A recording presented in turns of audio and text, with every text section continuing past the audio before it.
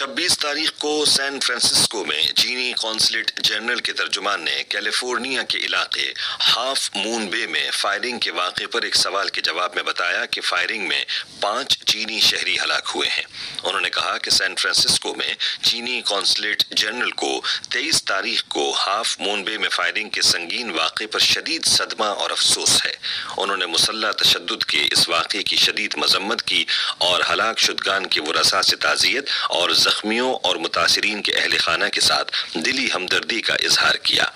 25 تاریخ کو امریکہ میں فائرنگ کے متعدد واقعات پیش آئے جن سے متاثر ہونے والے افراد نابالغ تھے۔ گن وائلنس آرکائیو کے اعداد و شمار کے مطابق 2023 میں اب تک امریکہ میں فائرنگ کے کم از کم 40 واقعات ہو چکے ہیں۔ BBC نے اپنے ایک تبصرے میں کہا کہ امریکہ میں وبائی امراض کی روک تھام اور کنٹرول کے فقدان سے معاشی تنزلی کے ساتھ ساتھ